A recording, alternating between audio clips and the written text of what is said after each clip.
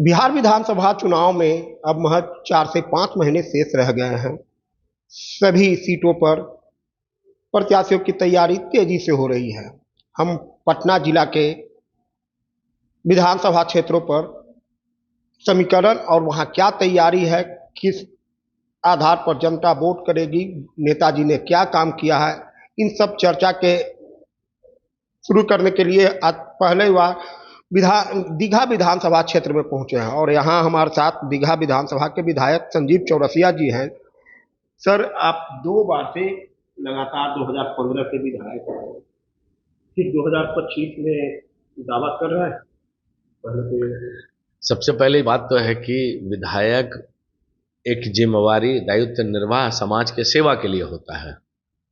दावा की बात नहीं है, जनता की सेवा की बात है। और बिहार में सबसे ज़्यादा वोट से अगर मत प्रतिशत के हिसाब से जीता हुआ है तो वो दीघा विधानसभा है। तो स्वाभाविक रूप से जनता के सेवार्थ जब से मैं बना हूँ, ये जिम्मेवारी जनता ने दिया है, विश्वास किया है, तो विकास के क्रम भी उसी प्रकार से गतिमान है। 2015 में जब विजय पताका हुआ और 2020 में दोबारा, और स्वाभाविक रूप से 2025 का है, तो जनता हर बार इसी विश्वास मत के साथ जिताने का काम करती है, क्योंकि विकास के आयाम और सेवा का आयाम लगातार हम देने का काम करते हैं।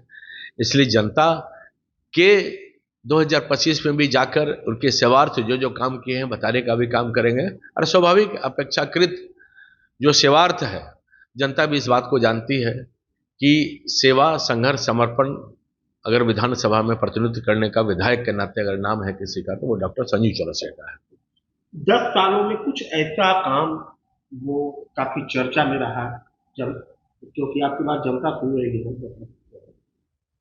बस एक चीज कह दे, कहने में तो अतिशक्ति नहीं है, पर जनता के बीच में यही कहते हैं कि जब से आए हैं तो लक्ष्मणिया विधायक है। यानी कि पहले का दीघा और अब के दीघा में बहुत अंतर है। विकास डबल इंजन की सरकार के साथ साथ विकास के जितने आयाम आप पटना में देख सकते हैं, लगभग लगभग वो दीघा विधानसभा में हुआ।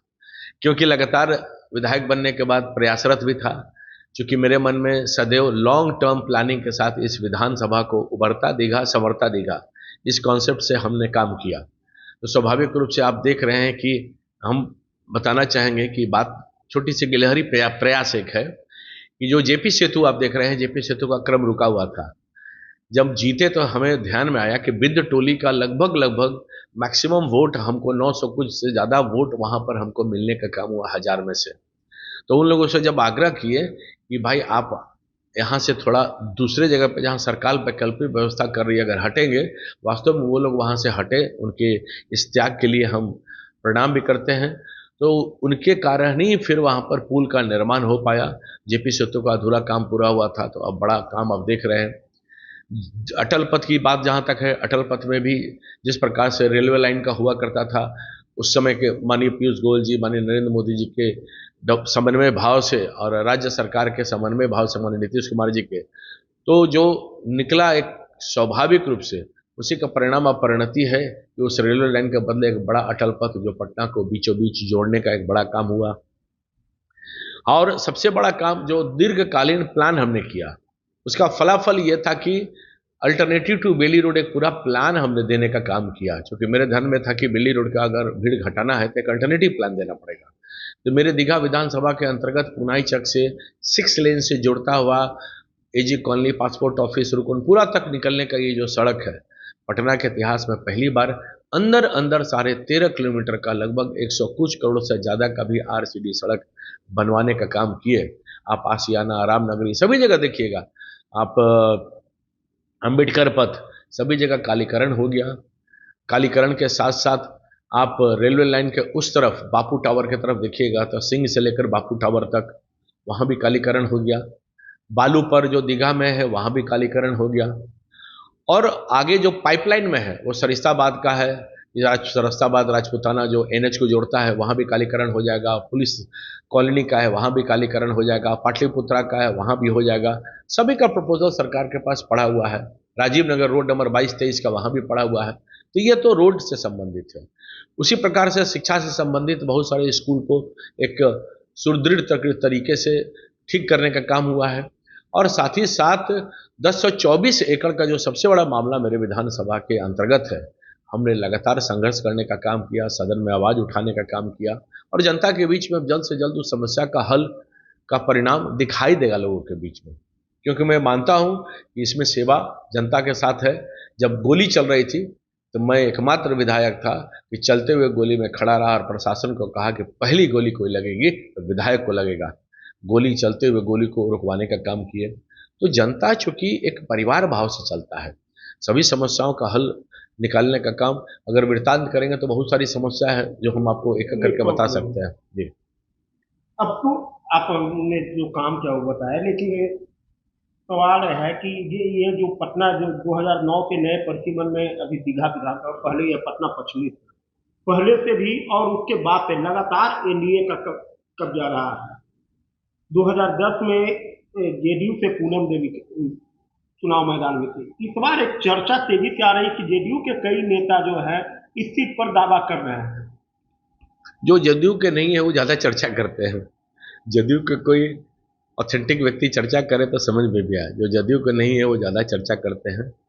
तो स्वाभाविक रूप से जो सबसे ज़्यादा सीट से जीता हुआ सीट है, निर्णय तो उच्चस्थ पदाधिकारी करते हैं, पर जनता जो निर्णय के आधार पर चलती है कि एक स्वाभाविक रूप से समन्वय भाव से ये सीट चलने का काम होता है। तो स्वाभाविक रूप से एक समन्वय भाव से सीट के वर्गीकरण और समीकरण अपने अपने हिसाब से चलने का काम होता है। क्योंकि जब पहली बार जब चुनाव लड़ा तो उसके पहले तो जदयू का सीट था, फिर महागठबंधन में सब पार्टियां एक थी, फिर भाजपा से अवसर मिला। स्वाभाविक रूप से 2020 में फिर जदयू के साथ मिलकर लड़ने का अवसर मिला। एक स्वाभाविक रूप से एक स्वाभाविक एनडीए गठबंधन की ये सीट रही है। जदयू, भाजपा, हम, रालोसपा, लोजपा सब मिला के एक अलायंस का सीट का एक समन्वय परिणाम दीघा विधानसभा हरदम देते रहा है। फिर टिकट मिलती है तो आपको चुनाव लड़े, लेकिन क्या भीतरघात की उम्मीद है, लग रहा है? क्योंकि जिस तरह से जेडीयू के कई लोग दावा कर रहे हैं कि हम टिकट लेंगे, अगर वैसी स्थिति में उन्हें नहीं मिलती है तो क्या भीतरघात? नहीं, कोई भीतरघात का नहीं है। वही तो टिकट मिलने के बाद सब एक भी रहता है और स्वाभाविक रूप से सब बहुत मैच्योर तरीके से पटना में और मेरे विधानसभा में बहुत ही मैच्योर तरीके से सभी गठबंधन वहाँ तरीके से अपना एनडीए अलायंस यहाँ चुनाव लड़ने का काम करती है, कहीं भी किसी प्रकार से नहीं है। हाँ, ये देखना चाहिए कि जो जहाँ है किस पार्टी में किस भूमिका में है, तो स्वाभाविक रूप से सब भूमिका जो है वो समावेशी विकास के साथ है, बिहार के विकास और विश्वास के साथ एकीकृत भाव से एनडीए चुनाव लड़ता रहेगा, लड़ती रहेगी। जेडीयू से कोई प्रॉब्लम नहीं, किसी से कोई यहाँ प्रॉब्लम नहीं। यहाँ तो बहुत ही पारिवारिक भाव से ये क्षेत्र रहा है। तो मैं तो कभी कभी कहता हूँ कि ये विधानसभा क्षेत्र परिवार का क्षेत्र है और परिवार के साथ स्वाभाविक रूप से बढ़ने का काम होता है और सब लोग यहाँ पे रहते हैं। यहाँ ग्राम पंचायत की तरह जो अब नगर निगम हो गया, नगर निगम का है, तो एक स्वाभाविक नेचुरल परिवेश के साथ इस सीट का क्रम चलता है। तो दीघा विधायक संजीव चौरसिया हैं जिन्होंने अपने न सिर्फ 10 सालों में विकास की जो किया है उसके बारे में चर्चा किया, साथ ही उन्होंने यह अपने जो आने वाले 2025 के बिहार विधानसभा चुनाव के लिए टिकट पर भी पूरी तरह आश्वस्त दिखे और कहा कि कोई संशय नहीं है टिकट को लेकर। लेकिन जिस तरह से जेडीयू के कई नेता दावा कर रहे हैं और तैयारियां भी कर रहे हैं, इस पर भी उन्होंने साफ कहा कि इससे कोई फर्क नहीं पड़ने वाला है, एनडीए एकजुट है और इस बार फिर 2025 में एनडीए एकजुटता से चुनाव लड़ेगी। परमानंद सिंह, एबीपी न्यूज़, पटना।